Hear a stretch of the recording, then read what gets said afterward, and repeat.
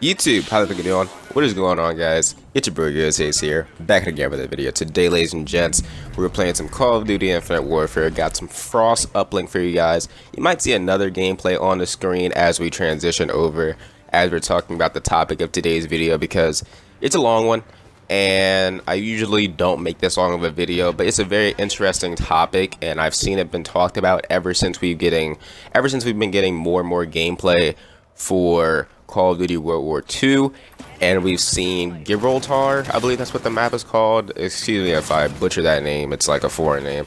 I hate, like, listen, I play Black Ops 3 Zombies, and there's a lot of maps that have foreign names in there, and if you fuck up the name, it's just so hilarious. But like, there's so many weird names in Call of Duty sometimes. There's a bunch of foreign names that obviously the main American player, or the average American player, wouldn't know. So when you have a map like Gibraltar or Ardennes, like World War II was gonna have, I know it's because obviously we're gonna be fighting on the land of like Germany and Japan, probably shit like that, Russia. But at the end of the day, it's just fucking hard to pronounce at the end of the day, dude. But that's completely aside from the point, guys. Today we're gonna be talking about Call of Duty World War II and comparing it to Sledgehammer's only Call of Duty aside from that, and that is going to be Call of Duty Advanced Warfare.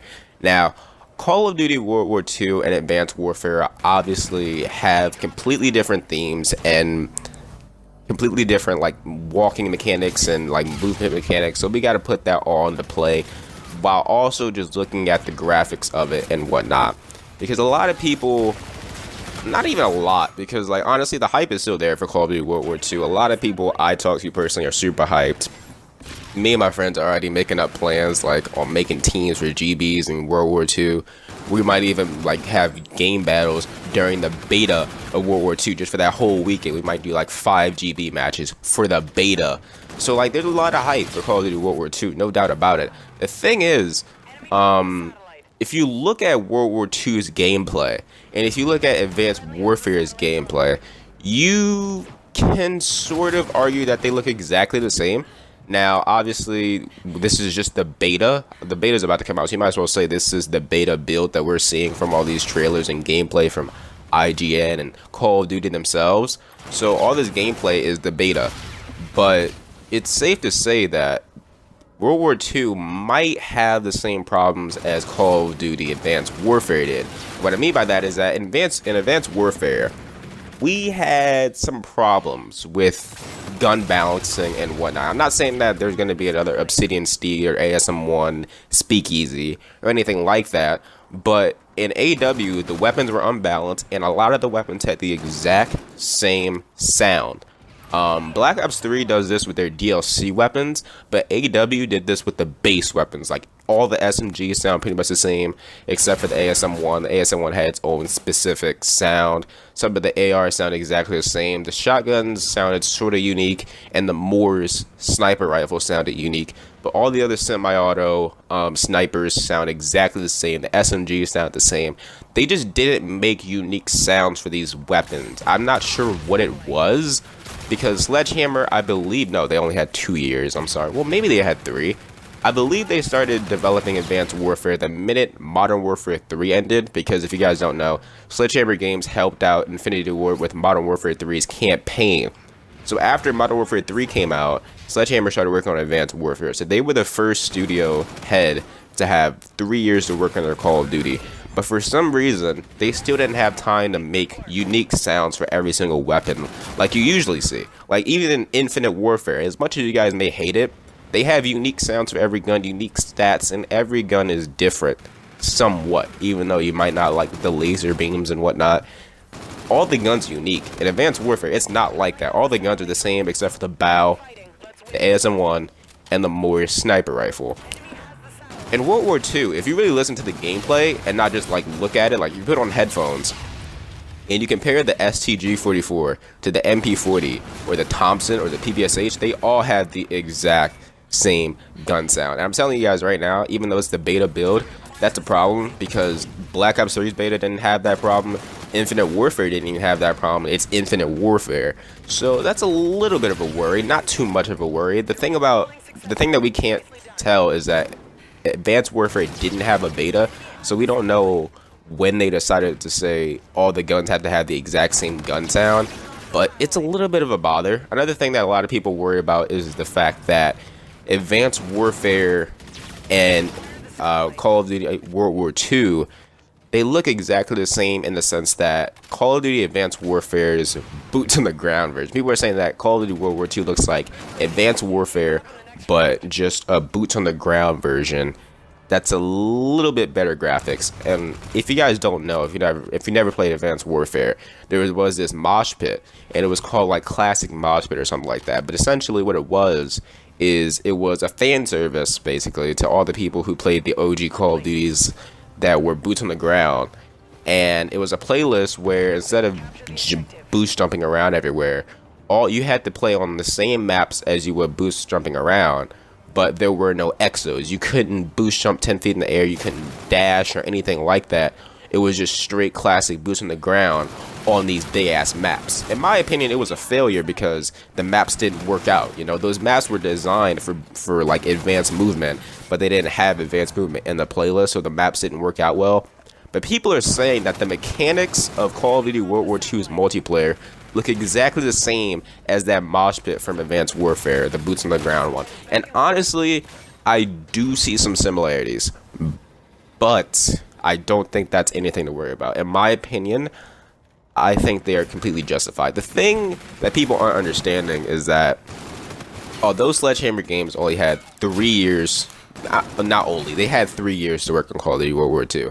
So they should have differences from Call of Duty Advanced Warfare. Like the gun sound thing is definitely a problem. But the thing about the movement is that you guys don't really understand the fact that we've seen this before where there are a lot of similarities in movement and gameplay mechanics when you're switching from the same developer.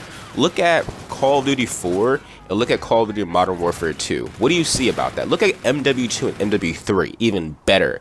They're the exact same game with upgraded mechanics, different weapons, and a slightly different theme. Call of Duty 4 had Overgrown and the AK-47 and the M16. MW2 had a remastered Overgrown, a different version of the AK-47, and a different version of the M16. Sure, there was the ACR and whatnot, but there were a lot of the same mechanics from COD 4 that transferred into MW2. The exact same thing happened with MW2 and MW3, and the exact same thing is happening with Advanced Warfare and World War II. Call of Duty's developers don't get as much time to work on games as they should because it's an annual game, right? They have to keep making these games every single year. So it's not really as easy as you guys think to just upload a game and have it be completely different from your last product.